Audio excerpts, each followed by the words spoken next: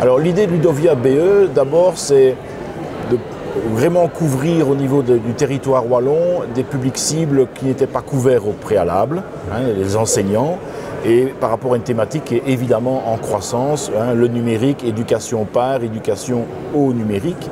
Donc ça c'est d'abord une volonté, je dirais, politique de l'agence et de la région de toucher ce public cible-là. Deux, Ludovia, c'est clairement une inspiration du festival français où mes collègues participaient depuis un temps certain, si je puis dire, et trouvaient la formule très attractive et adaptée à ce public cible, justement. Plutôt que faire des conférences et donc d'avoir quelque chose, un festival, rencontre, apprentissage et inspiration. Et donc la formule française nous a paru intéressante à dupliquer avec le support de Ludovia France. On a pu la développer il y a 4 ans, enfin c'est pas 4 ans parce qu'il y a eu le Covid, mais bon, c'est la 4e édition. Et donc voilà, c'est cette rencontre aussi entre un besoin politique et une pratique qui nous a paru vraiment adaptée au public cible. À la fois par les participants évidemment, par les conférenciers, mais aussi par le fait que les acteurs de l'enseignement wallon sont autour de ce festival, si je puis dire, donc puisqu'il y a plusieurs acteurs en fonction des différents niveaux d'organisation de l'enseignement. Et donc voilà, il est devenu incontestable. On doit encore, et on l'espère encore, accroître la participation, mais clairement, on a une dynamique qui a été bien enclenchée et qui est vraiment adaptée aux besoins du public. Professionnel. Et ce qui était intéressant, c'est que M. de la Guéral a mentionné hier, c'est qu'en utilisant Waze, on utilise... Oui, on s'est vraiment inspiré sur le modèle français avec tout d'abord le colloque scientifique qu'on avait reproduit à l'identique en 2019, et puis on s'est rendu compte que le public wallon, les enseignants wallons, ça leur parlait un peu moins. On avait des chercheurs qui parlaient aux chercheurs, et nous l'intérêt vraiment c'est de pouvoir amener la connaissance auprès des enseignantes. Et donc on a voulu à un moment donné faire évoluer ce modèle qui ne correspondait pas à notre public. C'est aujourd'hui le cas avec le Ludovia Express, qui est un concours qui s'adresse à tout un chacun, qu'on soit professeur de primaire, de maternelle, secondaire, mais même les chercheurs.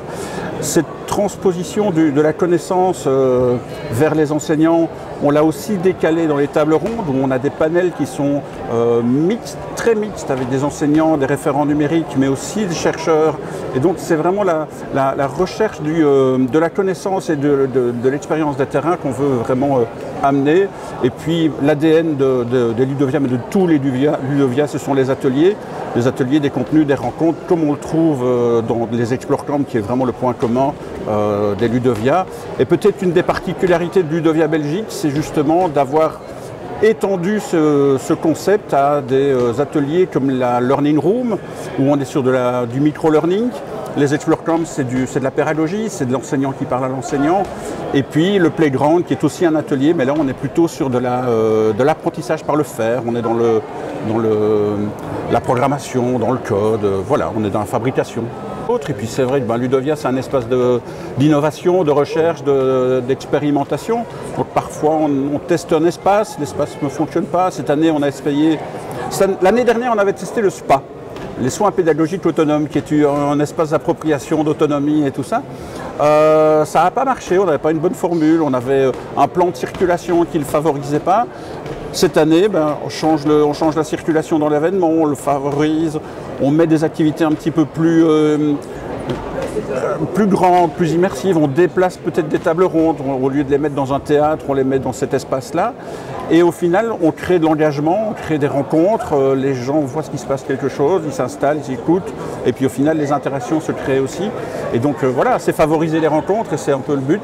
Donc oui, et puis les Ludovia sont des événements qui évoluent, qui changent, voilà, avec un ADN commun de toute façon. À Ludovia depuis le tout début, en fait depuis 2019, et chaque année je rencontre des enseignants, j'échange, je vois de nouvelles choses, je partage ce que je fais, et ça me permet vraiment à chaque fois de renouveler mes pratiques, de voir si ce que je fais est bien aussi, si je suis dans le bon, en échangeant avec d'autres collègues, et ça me permet vraiment de me renouveler, tout simplement, d'arriver en classe avec des idées fraîches et surprenantes pour mes élèves.